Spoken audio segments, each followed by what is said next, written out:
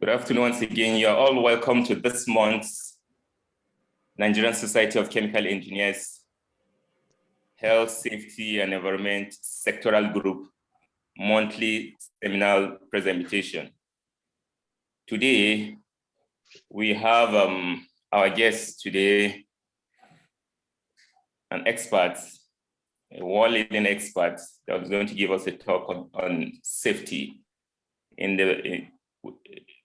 that is Dr. Neill Renton.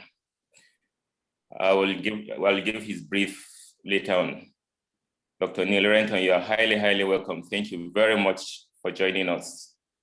Thank you. You are very welcome. I'm delighted to be here.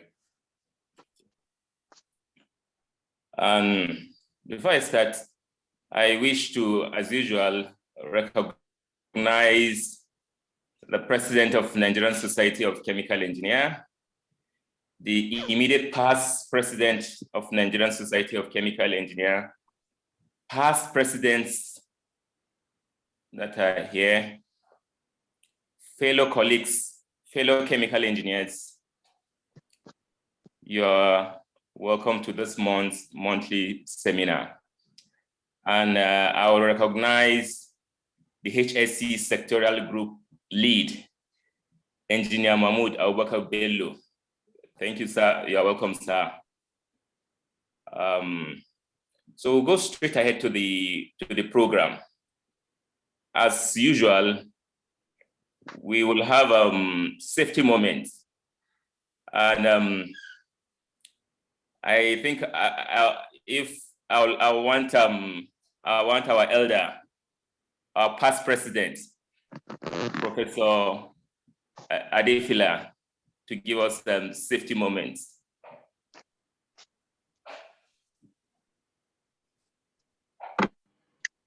Thank you for the impromptu appointment. I'm sorry, sir. It's okay. I cannot refuse. Well, welcome to this period. We know that some people are getting out of COVID period. Some of us have not gotten out of it. And there are a lot of chats all around. Do this, don't do this. It would be advisable for every one of us to listen to the national headquarters of the infectious diseases control. Don't just pick whatever you see on the internet. There are a lot of things going on there. So we know that already there are vaccines being administered. Many have taken the first dose, and many are still going to take. Many have not taken. Whether you've taken or not taken, just comply with the usual protocols that we have had during the peak period. Regular washing of hands with soap and social distancing. And as much as possible, avoid going to crowds. When you have to go into crowds, ensure that you wear your masks. God will take care of all of us, but I tell you, he will not come down. We have to do many things by ourselves.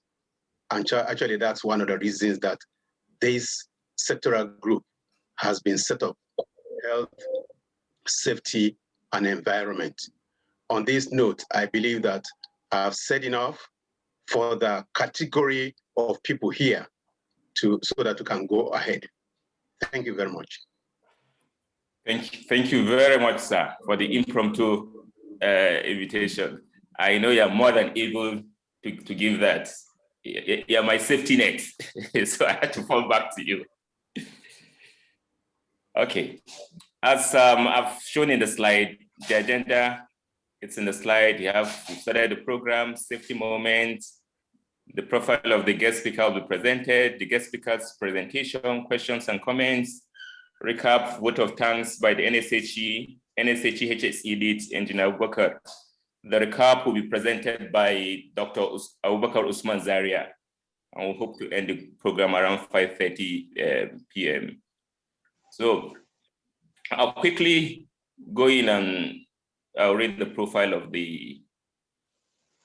our guest speaker for this month, Dr. Neill Renton. Dr. Neill C. Renton, a chartered chemical engineer, Dr. Renton has over 25 years experience in various industrial research and consultancy roles in UK, Norway, France, Gulf of Mexico, and Brazil. Currently, Dr. Nelson is the managing director and founder of RCLD, which provides specialist process and process safety support to international companies. Prior to founding of RCLD, he was the operations director at Genesis in Aberdeen, where the process and safety engineering groups reported directly to him. In addition to that, he was a member of the parent group of Technip FMC General Council of Experts in the field of chemical engineering. He has experience of leading large multidisciplinary project teams, developing greenfield and brownfield oil and gas projects, as well as specialist consultancy support to international companies, including at board level. Prior to joining Genesis, Dr. Renton was a discipline head for chemical engineering at the University of Aberdeen and has other industrial experience with AMCL and Scottish and Southern Energy. Dr. Renton has an international research profile in the field of process safety, material science, and advanced probabilistic methods, and has an established track record of providing research leadership in both academic and industrial setting. He is a fellow of Institute of Chemical Engineers, a member of the Institute of Chemical Engineers Education and Accreditation Forum, assessing accredited programs worldwide, a member of the Heriot Watt Chemical Engineering Industrial Advisory Board too. He has a number of honors and awards, including the UK's Royal Academy of Engineering, ExxonMobil Excellency in Teaching Award, and honorary position at University of Aberdeen. It is my pleasure to welcome Dr. Neill C. Renton as our guest speaker for the month of April. Sir, you are highly, highly welcome. We are fortunate to have you, having both academic and industrial expertise. Thank you, Anta. Thank you. That's a very kind introduction, and I'm sure gives me more credit than I'm really worth. But welcome everybody. It is a pleasure to be here today. I'm looking forward to talking to you all over the next hour or so.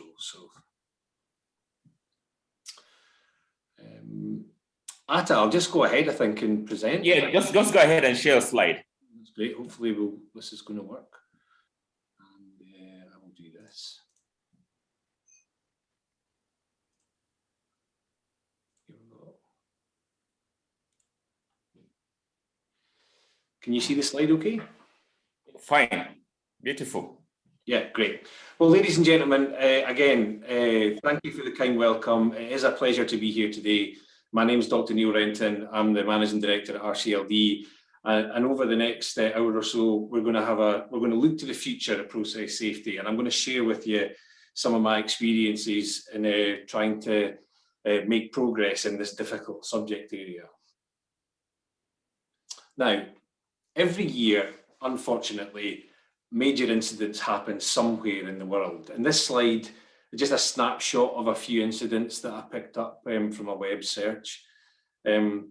The top left image there is from a pipeline catastrophic failure in Nigeria, something that unfortunately happens in Nigeria with fairly regularly, sometimes with many hundreds of people killed. The bottom incident happened also in 2020. That is a styrene release from a chemical plant in India, in Vizag, and they had a pipework in poor condition, a release of styrene, the gas cloud spread out from the chemical plant into the urban area around it, and that little inset picture there is an elderly lady being taken to hospital after being exposed to the styrene.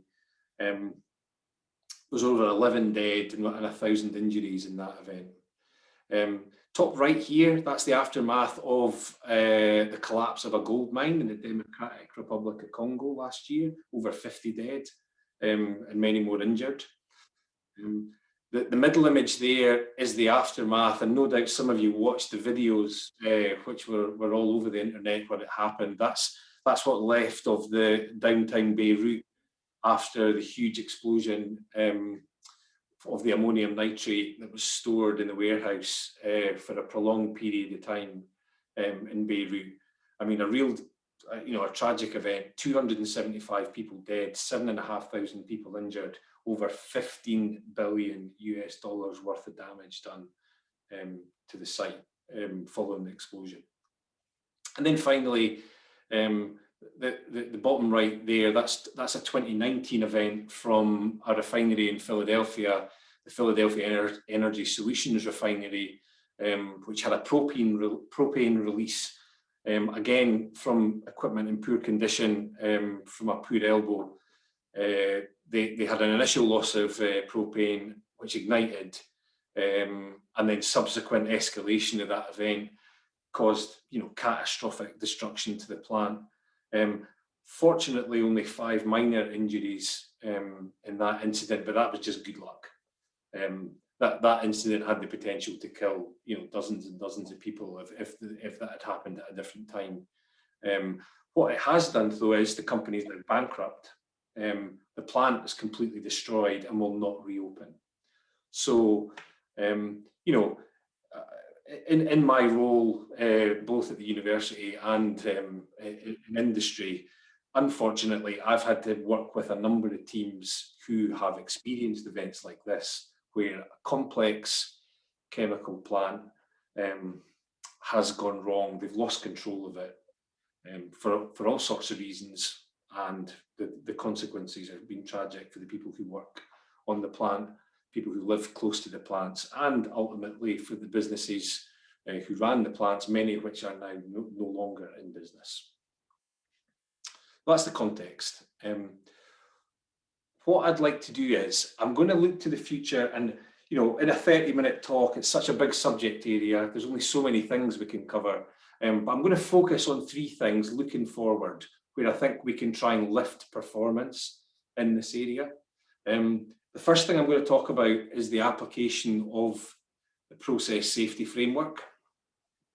Now, some of these ideas will be familiar to you and you'll have seen them before, but I hope I'm going to try and distill down a method of looking at complex plants that helps you as a chemical engineer focus on the issues that contribute to major incidents. Secondly, I'm going to have a look at some new technologies that I'm seeing being applied, and I think are of interest to us all as chemical engineers over the next 5 years. Again, I think these have the potential to raise performance in the area of process safety. And then finally, I'll have a look at the mindset required to try and improve performance in the area of process safety, and make a few comments on that. So let's go straight on to the first topic, which is the application of the process safety framework. So, all of those incidents that I showed you there, and in fact, any major incident that you wanted to look at, we can look at that incident in terms of these 3 issues. The first are the hazards that are present on the plant in the form of energy. And any form of energy represents a hazard to the people who are working on the plant and live close to it. So those energies take all sorts of forms.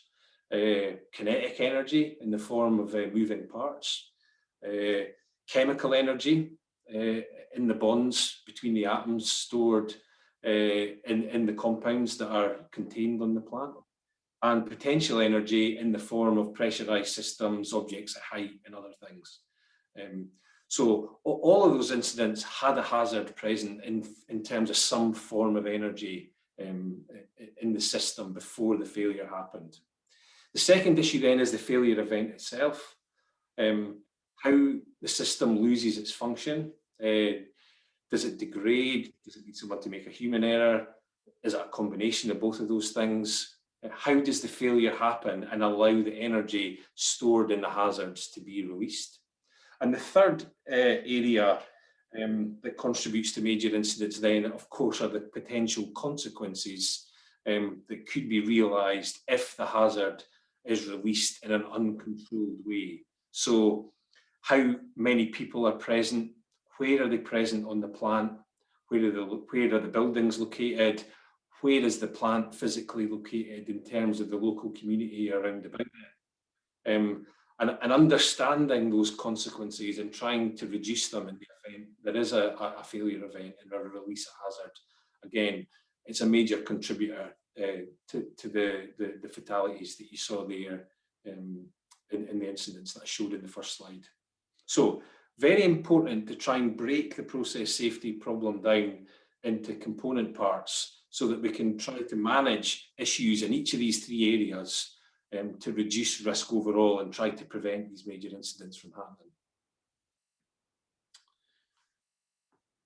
Now, I'm going to try and show the application of that through driving a car, because most of us drive and most people get it when we explain it like this. So in terms of the hazards that are present associated with driving a car, you know, let's look at the energies involved. So let's try and understand the hazards first through the process safety framework. So we've got kinetic energy in the form of the velocity, so we've got half mv squared. And we've also got some moving parts within the car itself. And we've got some chemical energy in the form of the fuel stored in the storage tank and the exhausts. So these are the hazards in the problem. How much energy is contained in the system as we drive along?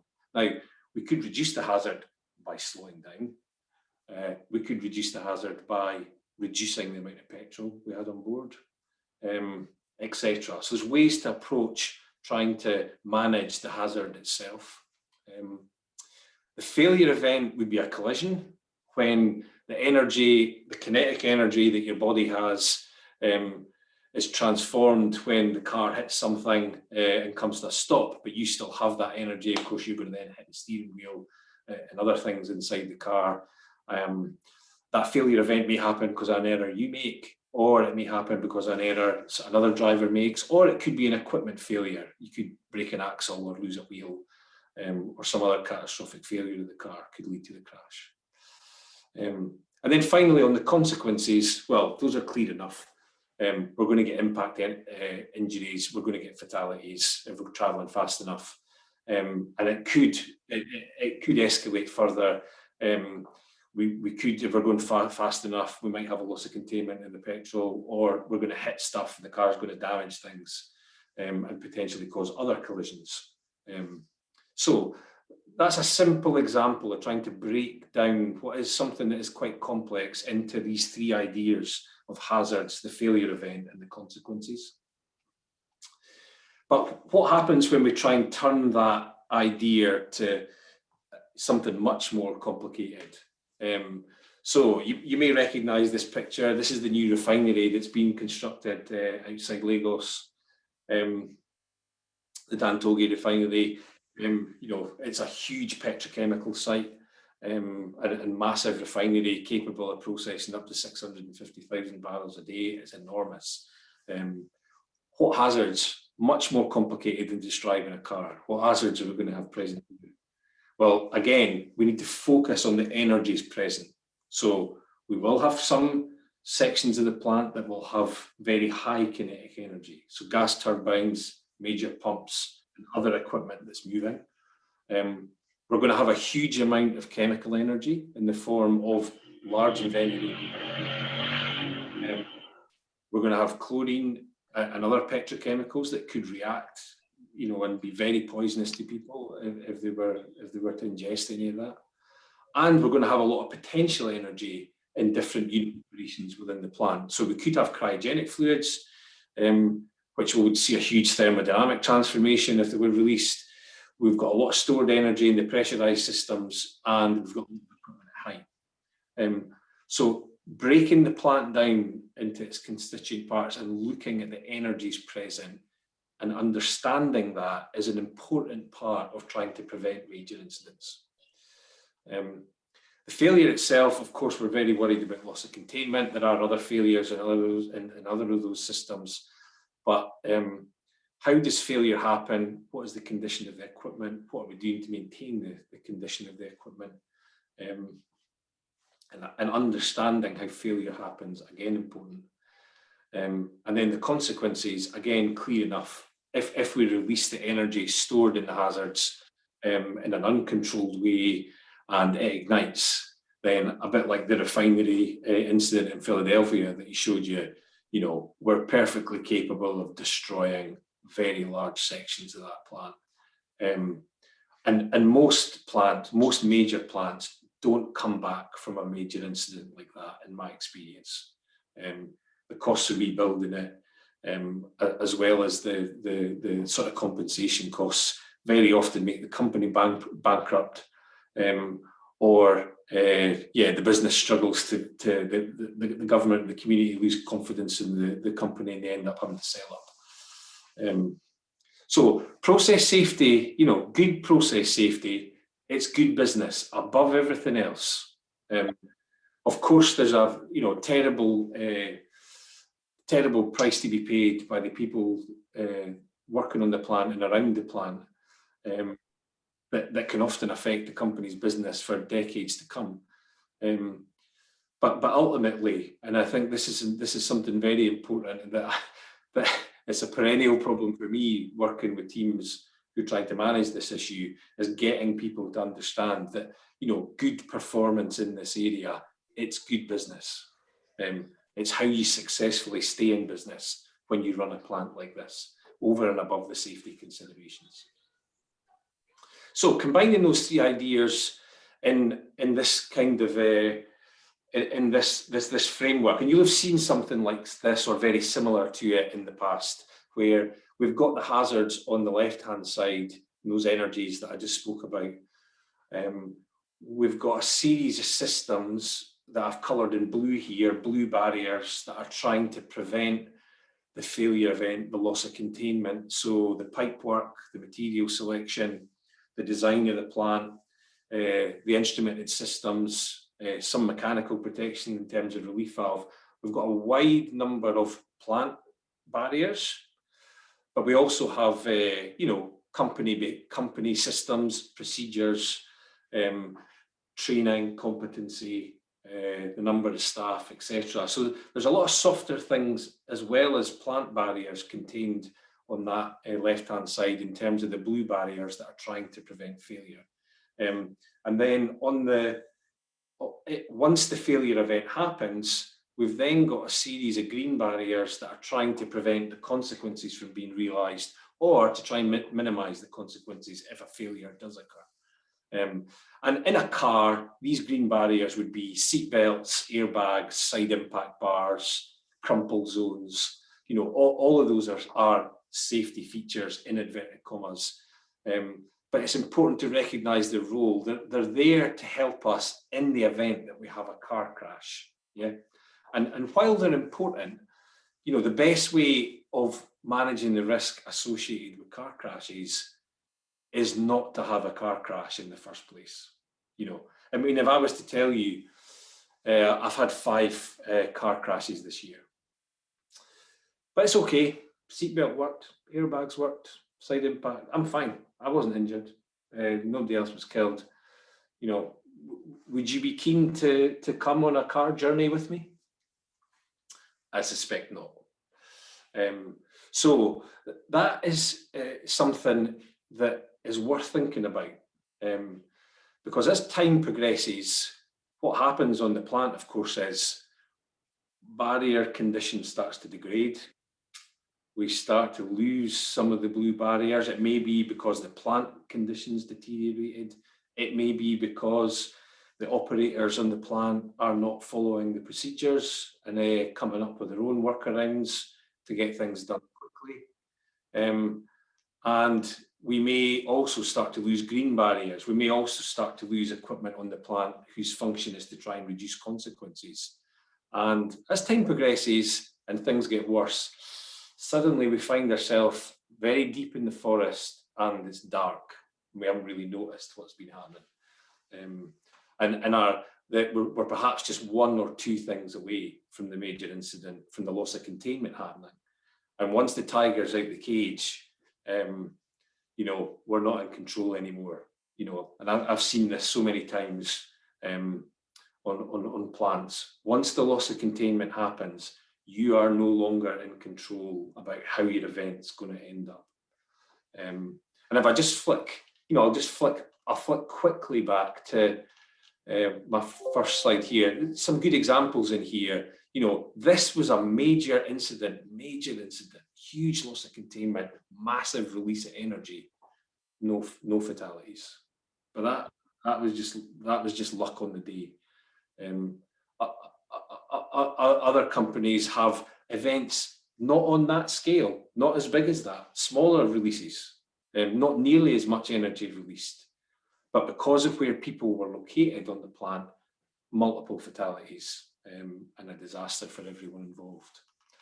So paying attention to these concepts, these three concepts, hazards, failure and consequences, and understanding the significance of can we remove a hazard? Can we reduce it somehow? What are our condition of our blue barriers? What are the condition of our green barriers? This is key to improving performance in process safety in your role. And I'm sure you're involved somewhere in each of those three things. If you take one thing away from what I speak about today, this is what I want you to take away from my talk today, okay?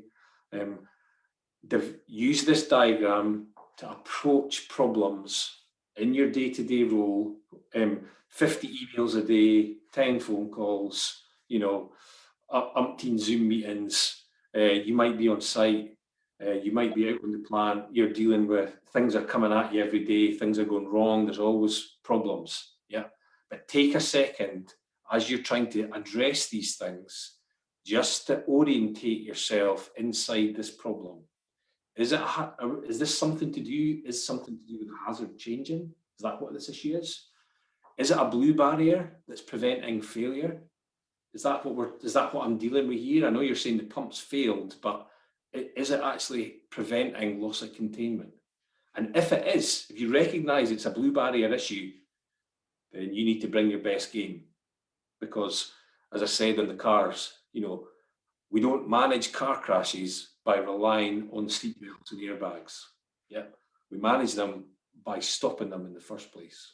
So it's a case of trying to recognise the importance of the issue and its role in this framework to trying to help reduce the likelihood of a major incident. So I'd like you to have a think about that as you go forward, and on the red and the blue issues, try and identify them to bring your best game. If it's a green issue, yeah, it needs fixed. You know, it's not good to have a seatbelt that doesn't work. It's not good to have an airbag that doesn't work. Is it at the same level of importance as, you know, condition? You know, well, that's a difficult question, but I'd certainly argue that it's the blue things. You know, I'd far rather see money spent on poor condition pipework, poor condition vessel, and replacing it, than I would do seeing things spent on a few more detectors.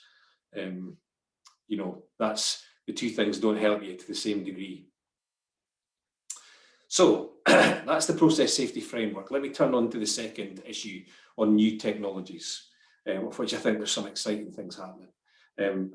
So, you know, the first thing is on simulation. There's been such a transformation in computing power over the last 10 years. You know, cloud-based approaches have become commonplace across the world, and there's some really important and powerful things, I think, happening in the simulation community. Excuse me. This is a screenshot from a piece of simulation software called DWSim. No doubt some of you'll all recognise something like that from a HISIS or any of the other commercially available simulation packages. And if, like me, you have to buy licenses for those commercial packages, you will know that that does not come cheap. It's a big cost to businesses. But this package, this DWSim project, that is an open source project. So that is chemical engineers from all over the world. It's led by a group of people in Brazil who've done just an amazing job. But the chemical engineering community worldwide have really helped bring this on as an open source project. It's available to download and use for free. Doing my reading on the types of incidents that have, that have happened in Nigeria, over the last 5-10 years, smaller companies and SMEs have been, I think, disproportionately affected by incidents and industrial accidents where fatalities have happened, and getting access to simulation tools for nothing. And not just the fact that it's free, but also some of the functionality that's in this. I mean, you just wouldn't be able to do a lot of that in some of the commercial packages. So some real steps forwards, I think, in the simulation community, and combine that with the computing power that we've now got open to us, and we're able to understand some of the complex behaviours of process plants in a way certainly I could never do when I was training. No way. So there's some exciting things in there. I've put a link down there. I'd encourage you to go and explore that, and also to think about how you could use simulation, plant simulation, to understand your plant a bit better and try and understand some of these complexities before you change things on the plant itself. So that's one new technology. A second one, although linked, is the application of what are called digital twins, which is just another marketing way of saying models. But again, it's linked to the step change in computing power that we've seen over the last 10 years, and our ability in plant historians to record, huge amounts of plant data from every transmitter on the plant, or at least some transmitters, and then use that information in the data historian, along with some, regression techniques, and these AI, artificial intelligence algorithms, to start to be able to predict when a plant is starting to go out with its design envelope, or at least how the plant is starting to become unstable, and well before an alarm sounds in a control room. So we start to see instabilities in the plant, and the AI algorithm is managing to pick up those instabilities sometimes days ahead of the actual trip happening, which I find incredible. But people are starting to do this. I've worked on a couple of projects myself, and I've seen other people try to implement it successfully. It's a lot of hard work at the moment, but I think over the next 5 years, that we'll start to see that get easier and easier. We really will start to see, understanding how unit operations behave, okay, that's not difficult. We can all do that. We can do that at the moment. But understanding how the performance changing in a unit operation starts to have a knock-on effect, 1, 2, 3, 4, 5, 6, once we start to move away from that unit operation, we start to get non-linear behavior, because we've got all the controllers, trying to react to each other across the plant. And we can get failure a number of days after instability starts in an individual unit operation, and no operator, no person can make those links. we might be able to do it 1 or 2 units away, but beyond that, it's not possible for a person to see how that develops. But for sure, a computer can do it now. So again, I've put a link in just a project, and it's a Siemens project, but you know, lots of vendors are starting to do this, where they're using a digital twin to try and really cut down the design process. I've seen people using it and doing some very clever things to find out failures in the system, and maybe cut the design time by 10–20%, which is a big cost saving in terms of engineering hours. And also, perhaps maybe more importantly, commissioning time getting cut down, because you're using the digital twin to run a lot of commissioning problems and see where some of the clashes are, which can all be addressed, you know, at FAT before plant arrives on site.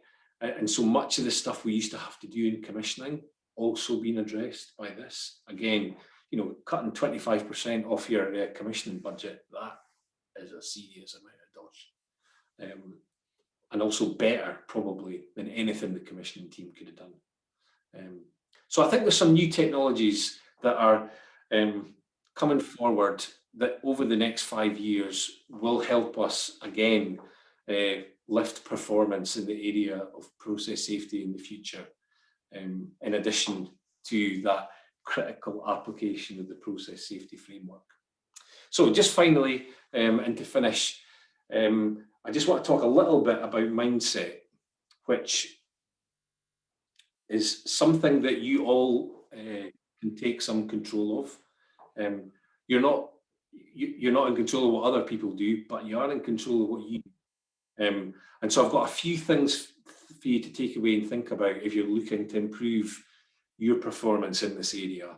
So the first is that I'd encourage you and encourage you to encourage those around you to look to challenge the status quo in your organisation or on the plan, and challenge the traditions that have always been in place if they don't work. Don't be happy to live with them. If you can see that our performance in a particular blue barrier is not working because of a procedural problem or the plant conditions not working well, then challenge that. Take ownership yourself of process safety. Take personal responsibility for it. As I said, unfortunately, I mean, I've been involved in two fatal incidents personally in my engineering career, both electrocutions. It had a big impact on me as a person, but happened early in my engineering career. And I've subsequently worked with many organisations who have their plants failed and they've experienced multiple fatality events. It needs us all to take personal responsibility of our own stuff, and also helping our colleagues do the same. So that's important in the mindset. Have the difficult conversations with the decision makers about investment. Okay, so this is a real pinch point in making progress in process safety performance, and it's difficult wherever you are in the world to challenge your boss or challenge your boss's boss, the people who control budgets and make investment decisions, that investment is needed to reduce the likelihood of a major incident. It's a tough conversation, but where you know that there's an issue, you have to have that tough conversation and help the decision maker understand the importance of it. You know, if I think about some of those incidents, that the refinery incident in Philadelphia, companies bust, the ammonium nitrate incident in Beirut, $15 billion US, as well as nearly 300 people dead and 7,500 people, you know, injured. And for what? You know, for what? 10 grand to move the drums out of there? You know, the refinery failure, it was an elbow. on a bit of pipe work, again, what are we talking about? Tens of thousands of dollars because the pipe work condition was poor, or the company going bust. Come on. These are the tough conversations that have got to be had. Also, in the mindset, using that process safety framework to improve performance of yourself and the organisation. It's a simple tool set. These are simple concepts that I'm sure you've come across. It's the application of them in your day-to-day roles that's important, and keeping it at the forefront of your mind. And just lastly, again, just from my experience of dealing with many incidents, concentrate on people. Don't concentrate on systems helping you out. You know what I mean? I'd far rather have a great driver in my car, who's got good behaviours, great skills, than have a seatbelt or an airbag. A terrible driver who took a lot of risk, would I feel better with that? But a great seatbelt and a great airbag? No, I want the great driver. Thanks very much. So, take time to concentrate on your people in your teams, and help share some of these ideas with them to help them understand and bring their own performance. So just to finish, that's my half hour, just about up. Just next steps for you. I've covered 3 different issues there in the tremendous subject that is process safety. And what I'd like you to focus on is applying the process safety framework in your roles, at whatever level of the organisation you're in, and trying to understand these complex problems. Just take a second to orientate yourself. Is this something to do with a hazard? Is it something to do with a blue barrier? Is it something to do with a green barrier? It will help you prioritise and thus reduce the likelihood of a major incident.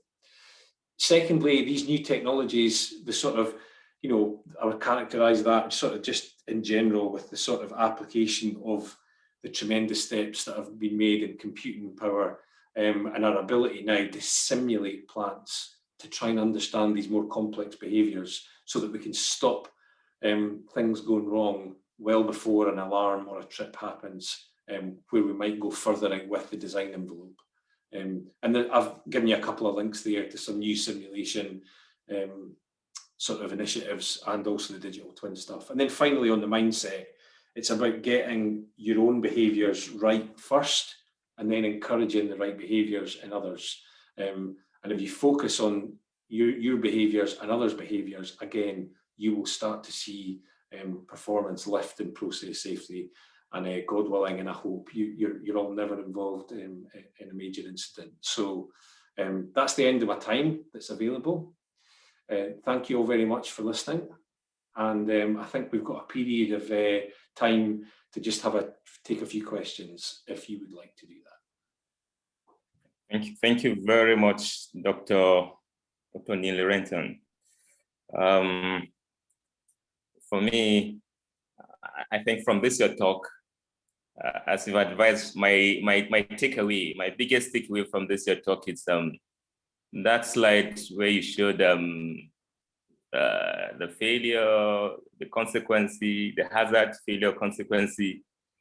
I think that's the biggest takeaway. That's what I'm taking away from this talk. How I can actually apply it in my personal life. I think. Thank you very much, sir.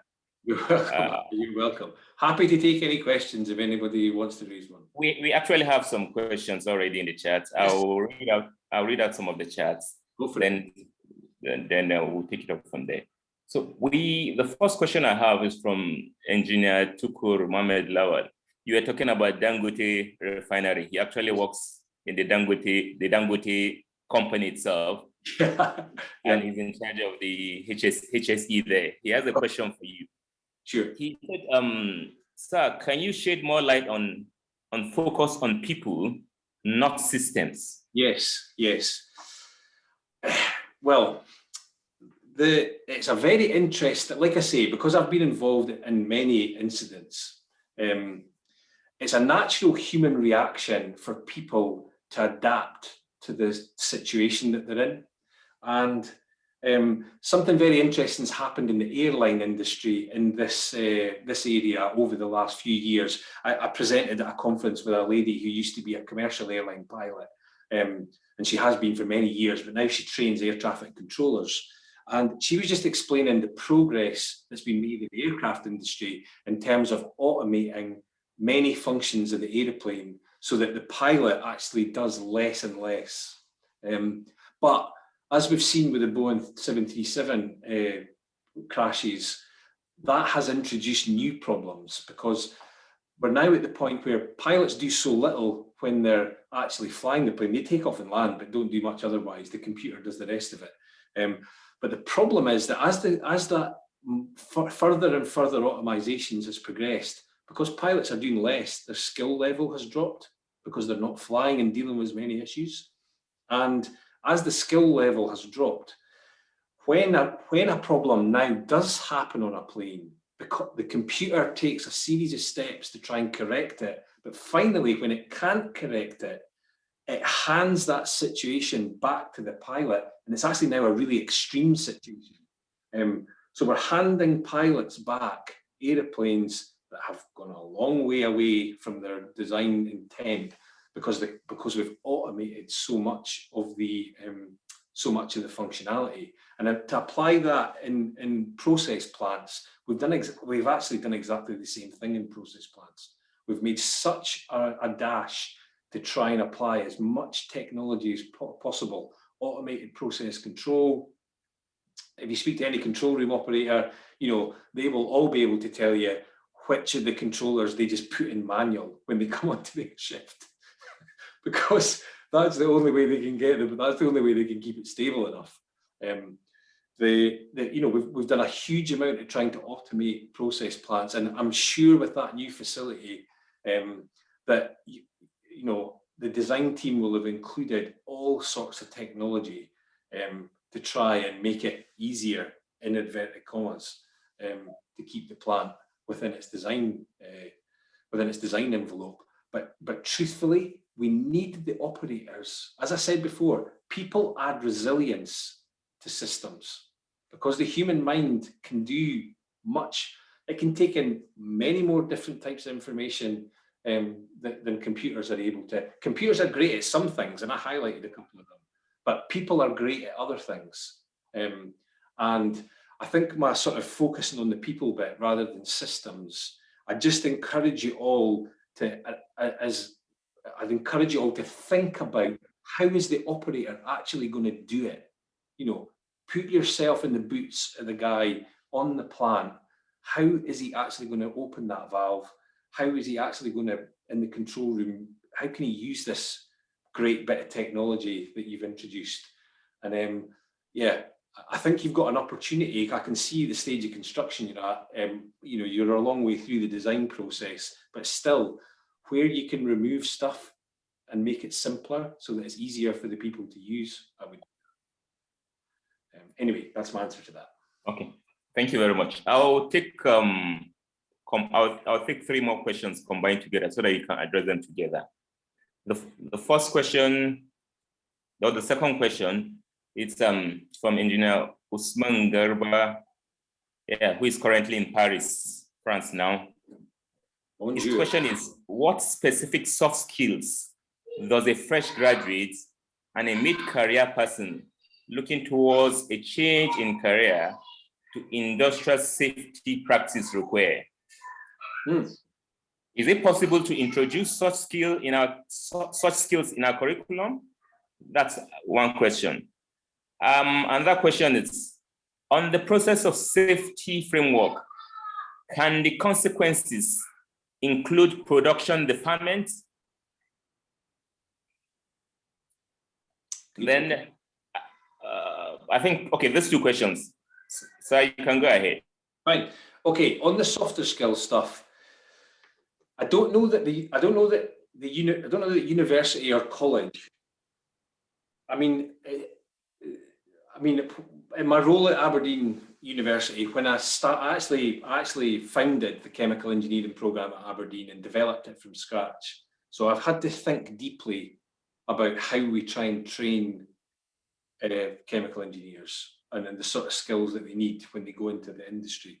And one of the tough things is that if you put something into a degree program, something has to come out.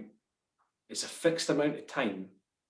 And I often hear many, students and colleagues and academic colleagues, look to try and build soft skills, which needs to happen to an extent, but only up to a point, not at the sacrifice of getting your deep technical grounding, which you will need when you go into industry. So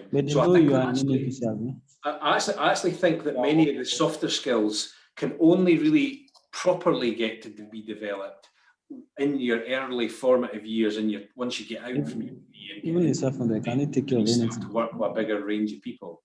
And I think what you need to work on is being able to have these difficult conversations and being able to challenge in a positive way that doesn't generate conflict. I'm not talking. The difficulty about it is trying to say to people, I don't think this is quite right. I'm not comfortable here with this. And I think we need to do something different. I've got some ideas. Could you listen to them and try to bring people with you? I think if you take the approach where you're like, this is stupid, stop. Okay, quite quickly your boss is going to get fed up with you. So it's a difficult thing to do, but I do think that kind of practice that in your own personal relationships about having the tough conversations about things. But that's certainly something I think if you worked on, you would benefit from. Now, the second question, what was the second question again? Second question is on the process safety framework. Can the consequences include production deferment? Yeah, so that's a good question. I'm very cynical about production deferment, okay? Especially oil and gas facilities, because it comes out one day. And I'm old enough to have seen many projects where there was a failure, production was stopped, and they were out for a year. And by the time they started producing again, the oil price had rocketed, and actually they made millions of pounds from the failure in the deferred production. Because if they'd sold it before the failure happened, they'd have been well out of pocket. So I'm cynical about deferred production. I've seen it used, in ways that aren't helpful. Let's put it that way. But it is a cost. There is a cost to the business for deferred production, and the bean counters are right to kind of try and price that cost in. So I think depends is my answer. Depends on the situation. I'm sorry I can't give a clearer answer than that, but that's my experience of it. Thank you very much. I have two questions. Two people have raised their hands. Please, you have probably 20 seconds each of you to give it for your question. Yes, Engineer Ayola Fadei, can you quickly unmute yourself and summarize your question quickly, please? Thank you. Thank you. So I have two questions, but in the course of answering the questions, one has been answered. So the other question is, you've encouraged us to employ new technologies. Do you? I think that needs qualification in terms of, do we just apply and use any new technology without considering the effects and how the safety procedures to be employed in using such equipment, such new technologies? So I need some clarification on that. Do we just, any new technology we have, we just apply them like that? Thank you. Okay, good question. I think as far as the process safety framework here is concerned, what I'm asking you to do is a way of thinking about things. Okay, it's taking a moment to orientate yourself in a problem when you're faced with it. It may well be a problem in an existing procedure. It may be you're starting something up and you're trying to do it safely, and you think there's an issue with potential overpressurization. So I'm not asking you to, step out with, your existing processes or procedures. But what I've seen when I've spoken to people after an incident's happened and tried to understand how it happened from them, if they'd been able to, if they were thinking clearly about where they were in terms of this diagram, were they affecting the hazard somehow? Were they taking a blue barrier out, or had a number of blue barriers already? They maybe thought they were there, but actually they were here. They'd already lost. They'd already lost a number of barriers. Sorry about that. I'll see if I can present that again. They'd already lost a number, and if they'd realised that and thought about it, they would have acted differently to how they did in the situation. So it's a question of how you think about the problem and actually taking time to think while you're doing things, to try and recognise these issues on the blue barriers, green barriers, and the hazards. Thank you very much. Engineer Muhammad Ibrahim, your question, please, quickly. Unmute yourself and go ahead. Muhammad Ibrahim.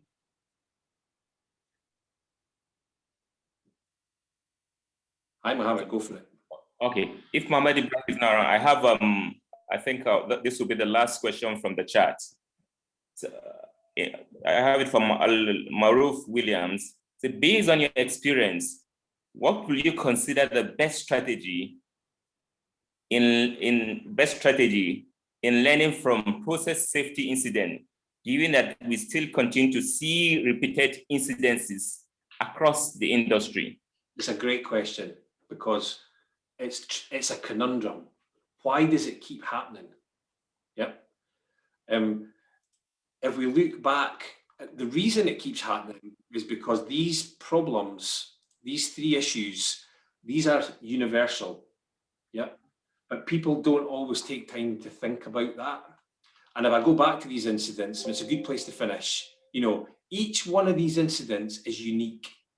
Yeah, looking back at previous incidents, I've seen companies try to do this. They look back at previous disasters and they say, "Oh, that happened by cold metal embrittlement. Right, let's get rid of all cold metal embrittlement problems." Or, "Oh, that happened because the relief valve wasn't put back on and it was only hand tightened and had it right. Okay, let's concentrate on relief valves." Fundamentally, no. Okay, that is not. You don't improve performance at your own plant by looking back the way at historical events, at other people's mistakes. Okay, what you need to concentrate on is success in the future. How do we achieve good performance? Okay, and the events, the previous events, are useful in the sense that they help emphasize the importance of thinking about this. And it's because people didn't appreciate that if we get cold, very low temperatures in pipework, we're going to compromise the blue barrier, which is the containment envelope's ability to hold the pressure back. That's what went wrong. We didn't understand and didn't think about the effect of the low temperature on the material, or we didn't think about the effect that not having the PSV in place would have on the containment envelope, and would compromise the blue barrier, which if we'd thought about that a bit more carefully, we could have prevented that. So I think there's only limited value to be got out of historical events. I think the real trick to lift performance is to concentrate on your future performance and then raising it to try and prevent the incident at your plant, which will have its own specific issues. Anyway, thank you very much for all the questions. I'm sorry if you didn't get to ask yours, but I've put my contact details in my link. Feel free to connect on LinkedIn, guys. I would happily continue the conversation over the coming weeks. Thank you very much, Dr. Neill, for taking all the questions. At this point, I will give it to Dr. Usman Abubakar Zara to recap. And before he unmutes and give us recap, I want to thank him specially. He facilitated today's seminar, having Dr. Neill today. Dr. Usman Abubakar Zara, thank you very much for your effort in making today's program successful. Please, can you give us the recap? Hello. Can you hear me? Yes, very well. Yes. Good evening, everyone. Good evening. Thank you very much, Neill, for the wonderful presentation. Very short, clear, and succinct as usual. My understanding is your last slide actually gave more or less the recap, the conclusion. But again, since I've been asked by Professor Atta, let me make a shot at that. The presentation actually highlights three major issues.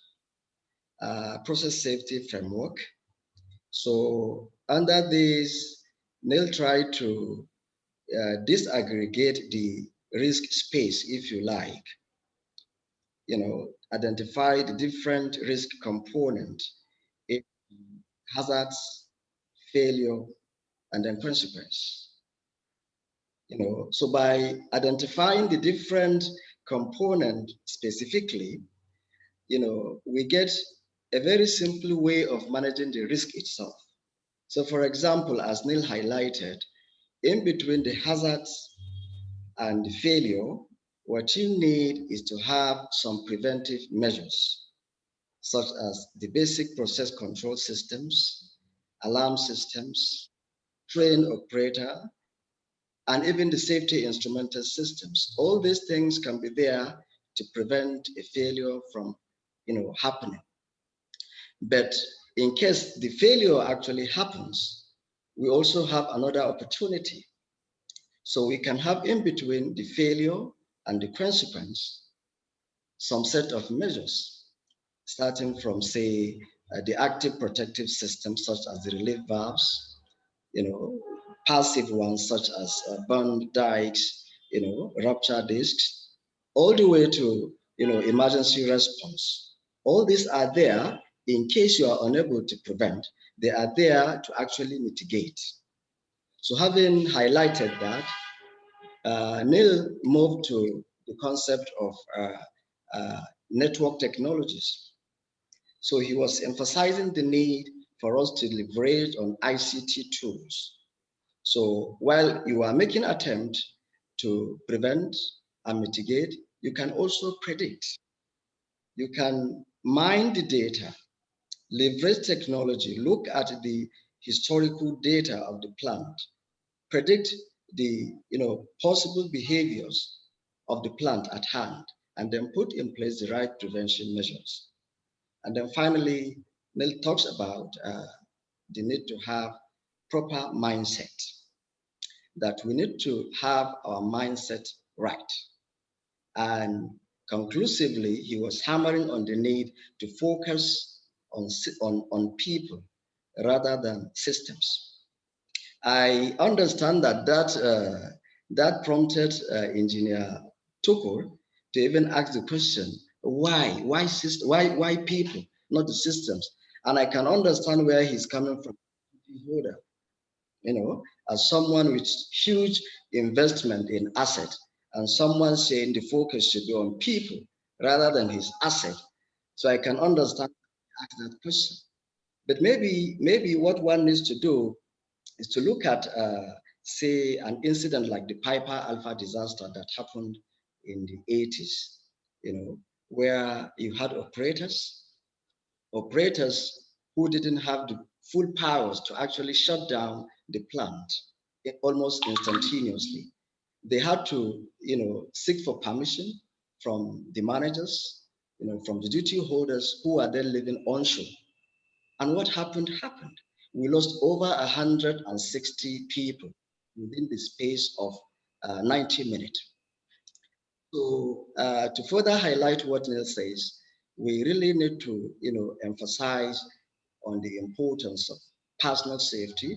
So as Nigeria now sets out to develop HSC regulatory framework, invest in HSC, our focus should be on personal safety, and then maybe environment and the asset as well.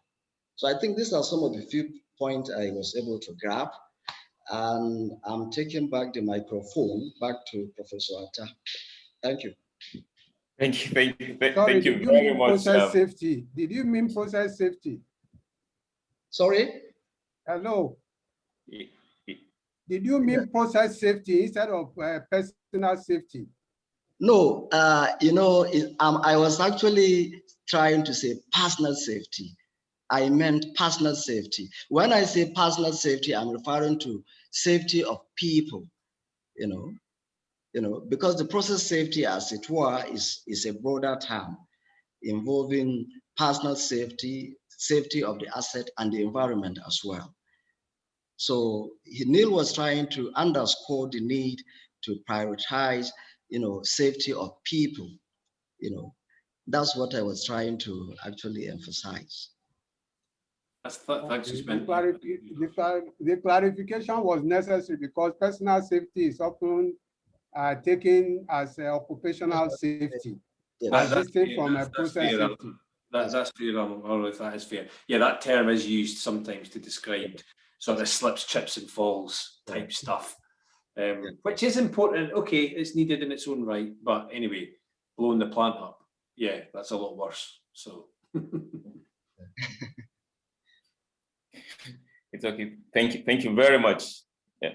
I'll hand over to Engineer Abubakar Mahmoud, the lead Health, Safety, Environment Sectoral Group, Nigerian Society of Chemical Engineers, for his vote of thanks. Sir, over to you. Thank you very much, Engineer Atta, and also thank very much to Dr. Neill Renton, because without something that participants will come to, there's no a presenter. We started this in May during the COVID-19 lockdown. A few weeks after the COVID-19 lockdown, so many of us were getting bored. So we decided to have a weekly discussion where we share safety moments. After the lockdown, we decided to expand it and made it a monthly. Volunteers can come and make presentation on areas of related to process safety. We are very glad that since the first paper presented by Engineer Wilson Dade of LNG, we've never missed a single month because of as a result of technical issue. So this is the first time we are having an international presenter, a presenter that is outside the shores of this country. And kudos again to Dr. Neill Renton for being the first international presenter on this platform. And what we envisage is a platform where that is open without geographical boundary, race, discipline, where all people will have a platform for discussing issues related to process safety, environment, and also health. So we thank everyone for participating and for giving us the support all these years. Dr. Atta has already thanked Dr. Usman for the efforts he put in bringing Dr. Neill on board. And I wish Dr. Usman has come to stay.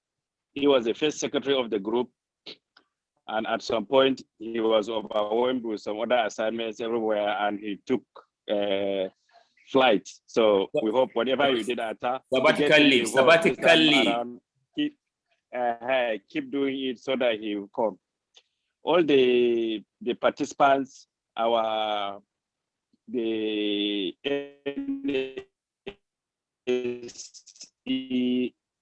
NSChE leadership, all the people that are engineers and non-chemical engineers, we wish to see one day a platform where all people will come and feel free and discuss issues of process safety related.